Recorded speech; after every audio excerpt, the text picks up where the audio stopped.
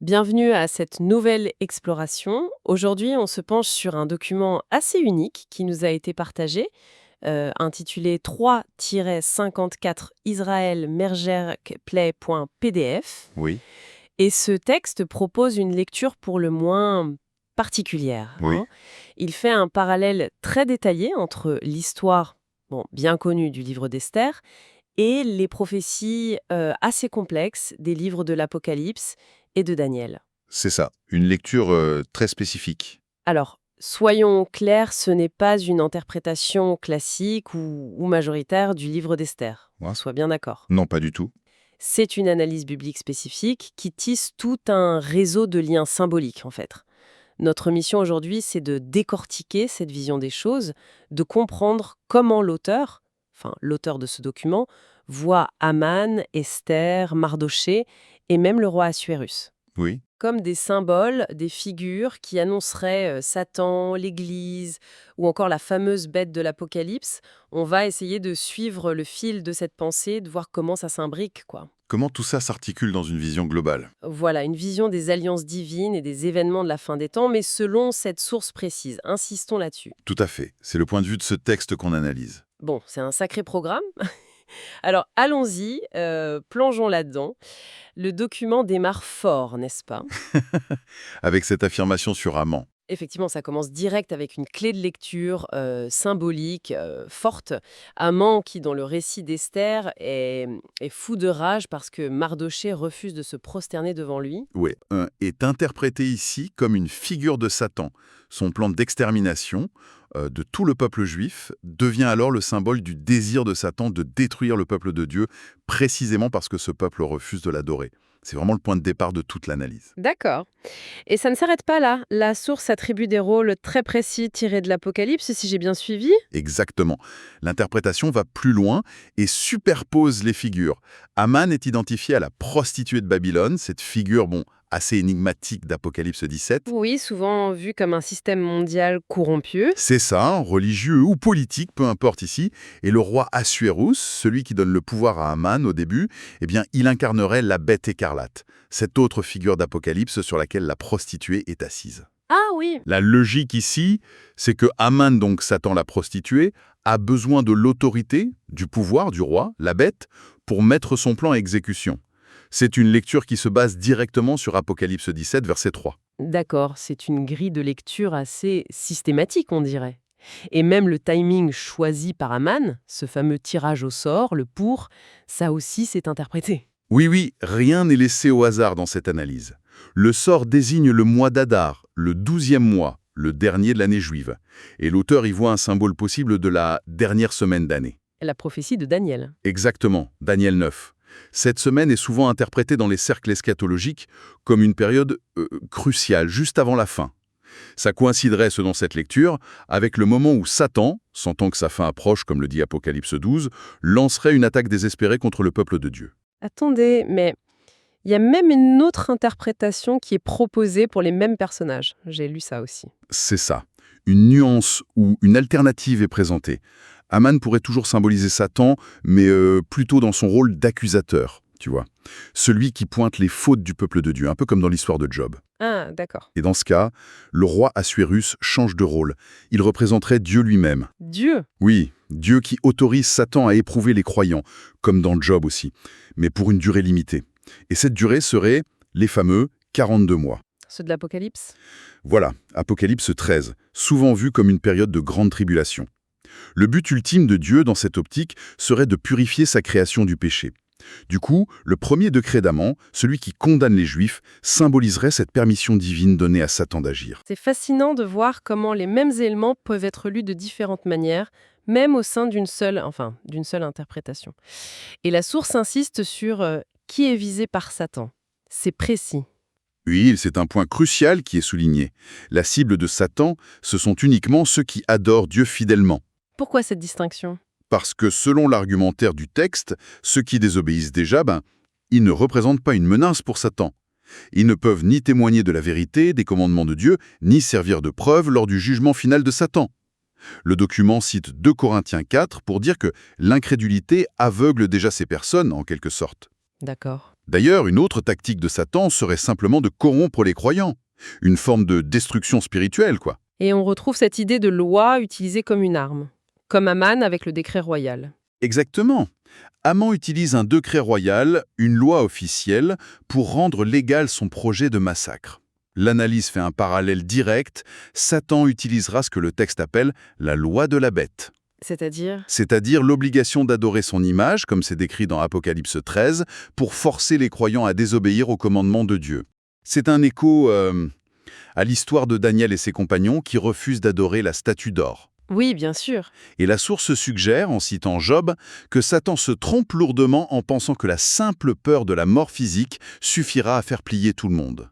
Parce qu'il y a une force plus grande en jeu pour les croyants, c'est ça l'idée. C'est l'idée, oui. Le texte met en avant la détermination de ceux qui aiment Dieu plus que leur propre vie. Il cite des exemples tirés du Cantique des Cantiques, des Actes de Daniel. Des figures de résistance. Voilà. Et il fait une distinction théologique très nette. Refuser d'adorer la bête peut conduire à la mort physique, d'accord? Mais obéir et adorer la bête mènerait à la destruction de l'âme et du corps. Le choix a des conséquences éternelles, selon cette lecture. C'est là qu'Esther entre en scène, de manière décisive, j'imagine. Son intervention change tout le cours des choses. Absolument, elle est centrale dans cette lecture symbolique. En risquant sa vie pour aller voir le roi sans y être invité, pour plaider pour son peuple. Un acte incroyablement courageux. Elle devient une figure emblématique. Et le retournement de situation, quand Haman est pendu au gibet qu'il avait préparé pour Mardochée, eh bien c'est vu comme une préfiguration très forte de la crucifixion de Jésus. Ah oui, carrément. Oui, et l'argument cite Galates 3, « Maudit soit quiconque est pendu au bois », et suggère que cet événement annonce le jugement de Satan, scellé par la croix. On renvoie à Jean 12, « Maintenant le prince de ce monde sera jeté dehors ». Waouh, le parallèle est poussé très loin. Et Mardochée aussi il a un rôle symbolique dans cette lecture. Oui, dans la foulée, l'ascension de Mardochée qui prend la place d'Aman et reçoit les honneurs, ça symboliserait Jésus recevant la domination après sa résurrection et son ascension. D'accord. Mais ce n'est pas tout, la source explore plusieurs couches. C'est ça qui est intéressant. Esther pourrait symboliser Jésus dans sa souffrance, la passion, et Mardochée, lui, serait Jésus dans sa gloire royale. D'accord. Deux aspects. Et une autre lecture encore. Esther et Mardochée, ensemble, pourraient représenter l'épouse de Christ, l'Église ressuscitée, dont le témoignage jusqu'à la mort acceptée confirme la défaite de Satan. Là, on a des références à l'Apocalypse, à un Pierre, un Corinthien. C'est vraiment une lecture très très dense en symboles superposés. C'est dense, en effet. On voit bien la construction très élaborée que propose la source. Et elle aborde aussi la question de la prédestination, si je me souviens bien. L'idée que tout était prévu d'avance. Tout à fait. C'est un point théologique important dans ce document. Il suggère que le plan de Dieu pour sauver son peuple par Esther existait avant même qu'Aman n'ait eu l'idée de son complot. Comment il justifie ça? Pour appuyer ça, il cite des versets d'Esther, bien sûr, mais aussi d'Isaïe, de Jérémie, de 1 Corinthiens qui parlent de la prescience de Dieu, de ses plans établis d'avance. Tu vois, Isaïe 46:10, « J'annonce dès le commencement ce qui doit arriver ». Je vois. Dans cette optique, comme Dieu savait ce que Satan allait faire, ce dernier devient, sans le vouloir, un instrument qui accomplit le plan divin. Proverbe 16:4 est cité, « L'Éternel a tout fait pour un but, même le méchant pour le jour du malheur ». D'accord. Et ensuite, le texte élargit encore la perspective en faisant le lien avec une vision célèbre de l'Apocalypse, celle de la femme. Oui, il se connecte à Apocalypse 12, la vision de la femme revêtue du soleil qui enfante un fils destiné à régner. Et l'interprétation ici, c'est que cette femme représente l'Église vue comme le véritable Israël spirituel donnant naissance à Jésus. L'idée développée est que cette Église, l'épouse, existait déjà d'une certaine façon dans l'Ancien Testament. Ah bon? Comment ça? En citant Acte 7, qui parle de l'assemblée dans le désert, ou Romains 3 sur les oracles confiés aux Juifs, même si elle était comme cachée au sein de la nation d'Israël. Elle découlerait de la promesse faite à Abraham, l'alliance de grâce selon Galates 3, et non de la loi de Moïse selon Galates 4. D'accord. Le texte va jusqu'à dire qu'au temps de Jésus, la nation juive dans son ensemble était devenue, en grande partie, une race de vipères, en citant Matthieu 3, distincte de cette Église de la promesse. Ce qui amène logiquement à parler des deux alliances, l'ancienne et la nouvelle. Comment la source les présente-t-elle, justement? Elle les contraste très fortement. L'ancienne alliance, associée à Moïse, scellée par le sang d'animaux, est décrite comme imparfaite, incapable de changer le cœur humain, selon Hébreux 9. Ok. La nouvelle alliance, elle, est établie par le sang de Jésus. Luc 22, Hébreux 9, et elle est vue comme parfaite. Pourquoi? Oui, pourquoi? La raison clé donnée par la source, en citant Jérémie 31 et Hébreux 8, c'est que par le Saint-Esprit, Dieu donne aux croyants la capacité intérieure de vivre selon sa volonté. C'est l'Esprit qui fait toute la différence. C'est l'agent de transformation. Exactement. La mort et la résurrection de Jésus garantissent son règne, Apocalypse 3, 21. Et donc, selon cette logique, tous les efforts de Satan pour faire échouer ce plan ils sont vains. Et le retournement de situation dans Esther, avec le second décret, celui qui sauve les Juifs, ça aussi, ça trouve sa place dans ce parallèle entre les alliances. Tout à fait. C'est un parallèle central pour l'auteur. Le premier décret d'Ahaman, celui qui condamne, est comparé à l'ancienne alliance gravée sur pierre qui révèle le péché mais conduit à la mort spirituelle. Romains 3, Galates 3. La loi qui condamne. Voilà. Et le second décret, celui d'Esther et Mardochée, qui autorise les Juifs à se défendre et à vaincre, il est comparé à la nouvelle alliance. Ah, d'accord. Celle-ci, écrite dans les cœurs par l'Esprit, de Corinthiens 3.3, apporte la vie et la puissance pour vaincre le péché. Romains 8, Hébreux 8. La loi change de fonction. De miroir condamnant, elle devient un chemin de vie possible. Luc 10, mais seulement par la puissance de l'Esprit. Mais attention, ça ne veut pas dire que les croyants n'ont rien à faire. Si. Le texte insiste quand même là-dessus. Ah non, absolument pas. La source souligne que les croyants ont un rôle actif à jouer. Ce n'est pas une victoire passive du tout. Ils doivent combattre le péché en eux en s'appuyant sur la force de l'Esprit. Comme le dit Paul dans Romains 8 ou Galates 5. Exactement.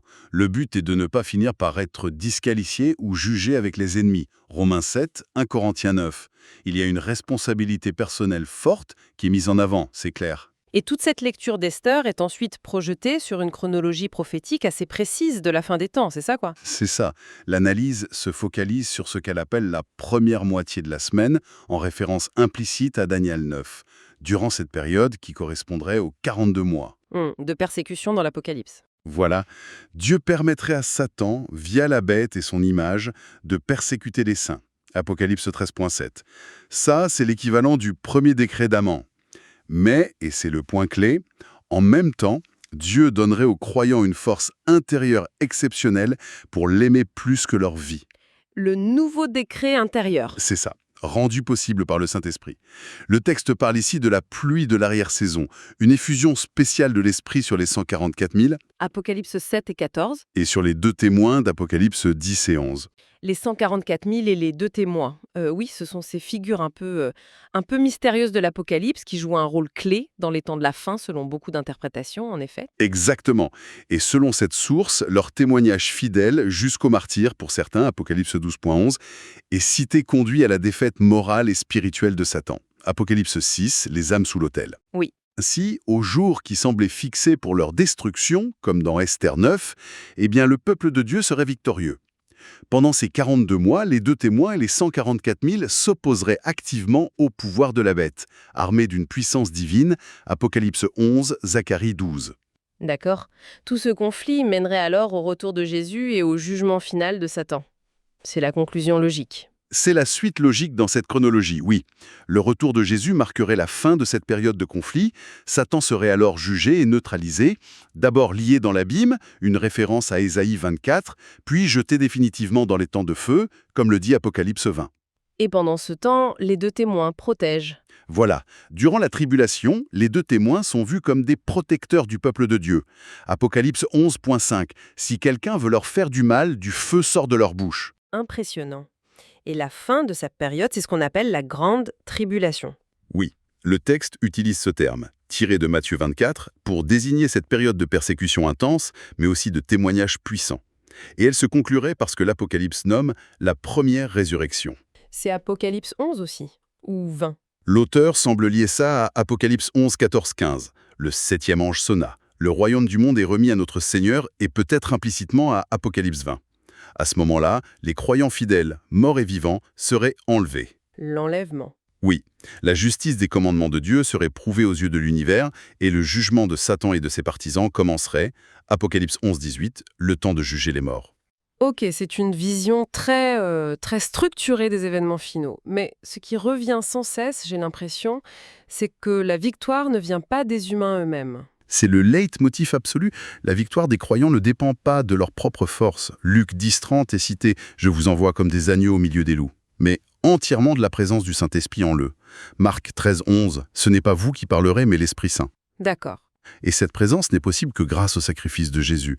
Le texte construit alors une sorte de chaîne de dépendance logique vraiment pour montrer l'importance capitale de la croix. Ah oui, cette cascade de conséquences. Essayons de la résumer simplement pour que ce soit clair. C'est un peu comme dire, pas de sacrifice de Jésus, pas de pardon des péchés. Exactement. Pas de pardon, pas d'Esprit Saint reçu, acte de 38 est clair là-dessus, pas d'Esprit Saint, Pas de réelle capacité à vaincre le péché au quotidien. c'est ça. Galates 5, Romains 6. C'est ça. Sans cette victoire vécue, pas de transformation finale, pas de résurrection à la vie éternelle, 1 Corinthiens 15, la victoire sur la mort. Et si les croyants ne sont pas transformés et ne vivent pas selon les commandements, alors la vérité et la bonté de ces commandements ne sont pas démontrées face aux accusations de Satan. C'est l'enjeu du livre de Job finalement. Et la chaîne continue.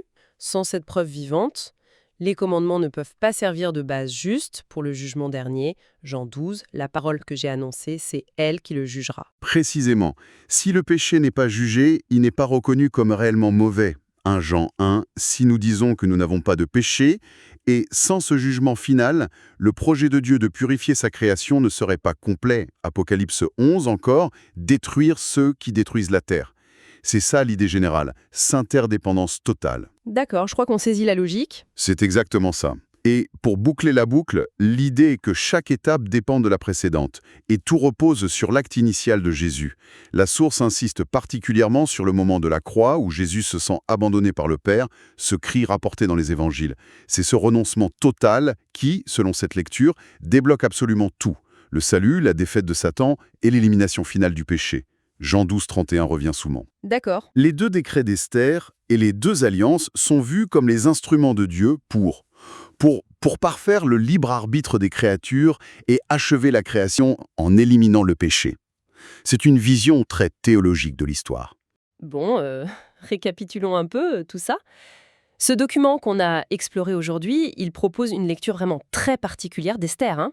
Ce n'est pas juste une histoire du passé, c'est une allégorie cosmique, en fait. C'est le mot, oui, une allégorie. Chaque élément ou presque est vu comme un symbole annonçant le conflit entre Dieu et Satan, la rédemption par Christ, le rôle du Saint-Esprit dans la Nouvelle Alliance, et le déroulement prophétique de la fin des temps. C'est dense. Tout à fait. Et il est crucial de rappeler, je pense, que c'est une interprétation basée sur une superposition systématique de symboles. On prend des personnages et des événements de l'Ancien Testament, ici Esther, et on les lit comme des types, des préfigurations de réalité du Nouveau Testament, et des prophéties de Daniel et de l'Apocalypse. C'est une méthode herméneutique, une façon de lire la Bible qui est très, très spécifique à cette source. Oui, c'est important de le souligner. Et comme toujours, on aime bien finir avec une question qui nous laisse réfléchir un peu. Si on suit cette logique symbolique, même juste pour l'exercice intellectuel, quoi, Mhm. il y a un thème qui ressort assez fort. C'est celui de la dissimulation, du secret. Esther qui cache son identité au début. Oui. L'Église de l'Ancien Testament qui serait cachée en Israël, selon cette lecture. Le plan de Dieu lui-même qui était caché et puis révélé. Le mystère caché de tout temps. Voilà. Alors, la question qu'on pourrait se poser, c'est comment ce thème du caché et du révélé pourrait-il nous éclairer aujourd'hui dans notre propre expérience de foi, à une époque où le conflit spirituel n'est pas toujours évident ou visible au grand jour? C'est une excellente question pour terminer. Voilà de quoi méditer.